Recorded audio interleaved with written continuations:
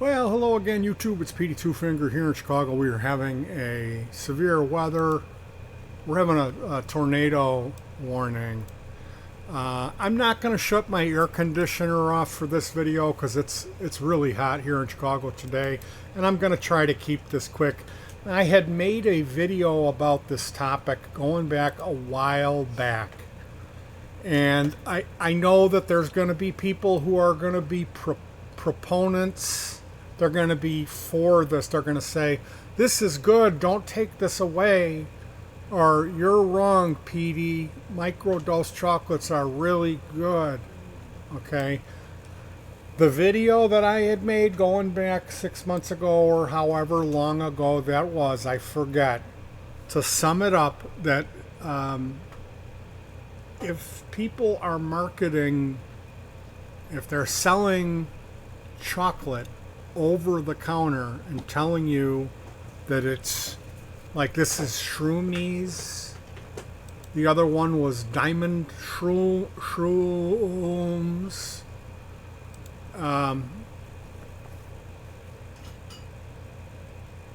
The point that I made in those videos is that there is no shrooms in this, okay? That they'll market this stuff like they'll say microdose, premium microdose, and they'll have these images so it leads you to think that you're going to have a psychedelic mushroom trip if you consume this. Now, I'm here to state, don't do this stuff, okay? There's the FDA came out on July 10th. It says here 58 illnesses, 30 hospitalizations, and one person died.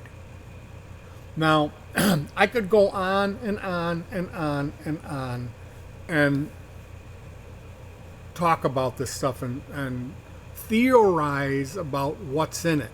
And what do you say? Well, what's my expertise? Well, I've spent considerable amount of time researching and educating myself on the topic of psychedelics ever since I was a kid. Also, I've had about, well, somewhere between a half a dozen and a dozen experiences that were not good, really bad, life-changing situations that I found myself in. One time I was hospitalized. So I've been there with this stuff. I know what it's like to have a good experience. I know what it's like to have a really bad experience. And believe me, you don't ever want to go through a bad experience. You really don't want that. Time has a way of expanding, and it can scar you. It can change you. It can harm your soul, is what this stuff can do. If you find yourself when one of these chemicals is clutching at your soul and taking you down, it's a really horrific experience that can leave you feeling like you may have some sort of PTSD. And then there are stories of people that they never came down. You always hear about this one guy, and he was never the same. They talk about Pink Floyd founder Syd Barrett. So it looks like typically these things are sold at gas stations, head shops, smoke shops, places where they sell tobacco, places where they sell lottery tickets, places where they sell alcohol and pornography. Just use your head, people. The real stuff that makes you trip is illegal. You can find places that are tolerant of that. You can educate yourself. You can have these experiences safely and smartly, but you're not going to have it when it was marketed to you through your social media. You're not going to have it when it was picked up at a gas station. There are no shortcuts to enlightenment, I should add. When this stuff, the diamond shrooms, when they're misspelling the word shroom, should be the first clue. If it's got a picture of a mushroom on it, but there's also a picture of a marijuana leaf, that should get your head scratching. What are they trying to tell you there? Well, they're trying to tell you that the last thing you're going to find in their Shroomz chocolate bar is shrooms. And when the FDA tested it, they found 4-acetoxy N-dimethyltryptamine, which is DMT, 4-acetoxy DMT, acetylcysteine, and psilocybin, desmethoxyagoninin, dihydrocavian, and then more of the 4-acetoxy. Now, I don't know what any of that stuff is. I just know that 58 people got really sick. 30 of them had to go to the hospital and one of them died. This stuff is marketed to our children. It's sold openly on the public, which is like, can we just legalize the mushrooms already? Can we? They don't. I guess they don't want people enlightening. They don't want people. You know, when you get into something like psychedelics, people can change themselves. People can approach enlightenment. They can start shedding some of those bad habits, nicotine, alcohol addiction. It can be used to, in fact, enlighten you. It can. But this is not anything we take lightly or abuse or use as a party drug. As a matter of fact, historically, when you say shrooms, you're referring to cubensis. And there's a bunch of different types of... There is so many different types of shrooms that we know nothing about. We haven't categorized this stuff. We really know nothing about it. And it's good because they're starting to really look into it and categorize them and test them to see what types of medicines they can make. But the point I'm making here is this. Classically or traditionally, there was these cubensis, and the shaman, the witch doctors, the people that worked with this stuff, they knew. They said, well, that's really not the best way to do it because that cubensis is a trickster. Meaning you could have a guy in there, you could prepare it properly and give him the right dosage, and he could have a life-changing experience, come overjoyed, overwhelmed, giggling, laughing for a half hour, and then fall into some deep introspection, realize a bunch of things he needs to change about his life, and come down and have a wonderful experience integrating all that he learned.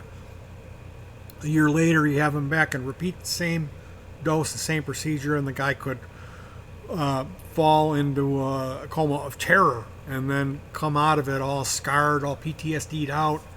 They say he was never the same.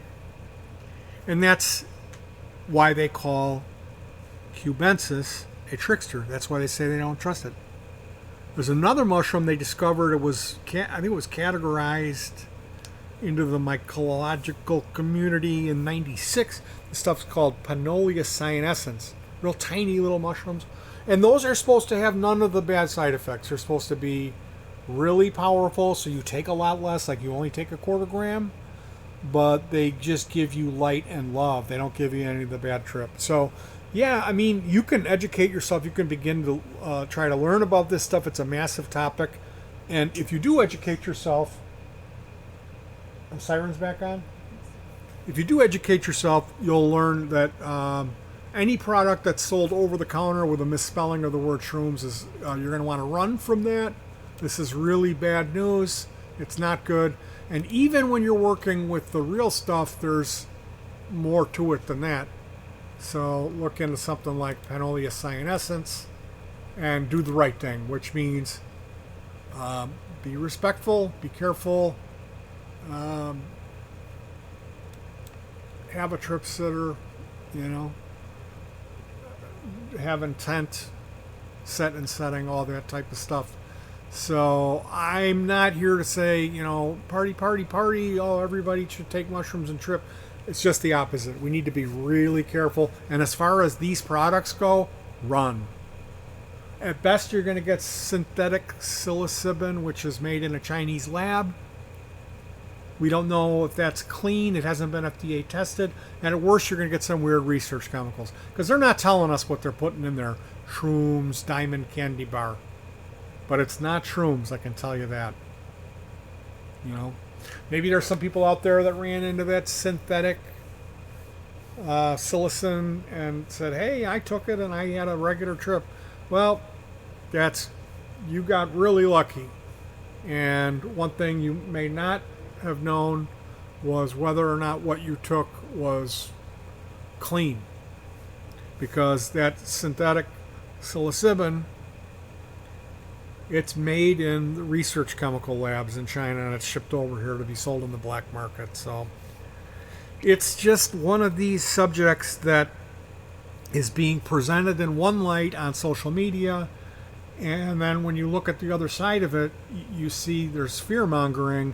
And I'm telling you, as somebody who's a real curious person who's played around with psychedelics, and I've had them change my life. I stopped drinking. I had a significant life change. I'm going to be coming up on 2 years free of my alcohol addiction. I don't miss it, and I owe all of that to a cocktail of LSD and it was a golden teacher. I just didn't take a real lot. And you know what? It was a horrible experience. The experience was really bad. But that's what I needed. I came down off of a 2-day drinking binge with the psychedelic experience. So I suffered the withdrawal effects in that psychedelic experience. And that was enough to leave me with a distaste in my mouth for it. And I don't miss it anymore. So you can use this stuff smart. You can use it for change. But you're not going to find that at your Quickie Mart. You're not going to find that marketed to you on your social media. You're going to have to do the actual work and educate yourself and find out about areas where this stuff is legal. If that's what you're going to want to do with your life, think about moving to where it's legal. You know, there's places in the States where they're tolerant on it now, and hopefully we'll have more and more of that. People will be able to use this sacred plant medicine as it was designed for us. Anyway, you guys, take care of yourselves. Be safe. Don't do psychedelic candy. It's not going to end well for you if you take that route. Hug your pets. Let's take it easy with the Delta 8 and the phony cannabinoids as well. Grow it yourself if you're going to put it in your body. That's the safest thing I could say to you. And if once you become a slave, if you're addicted to something, you need to look into getting free from that. My body, I was always kind of smart enough to figure out tapering, that slowing down on something over a long period of time is the key to freedom for me. Maybe that could be successful for you. You might need something more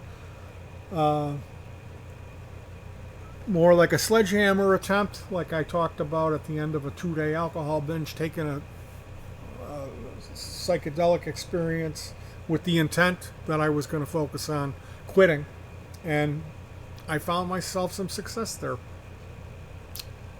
So be smart, think it through, educate yourself. You can never harm yourself in learning, and that's the great thing about being alive today, is the internet. Not just for pornography and video gaming. We can learn. So you guys take care. Hug your pets. And peace.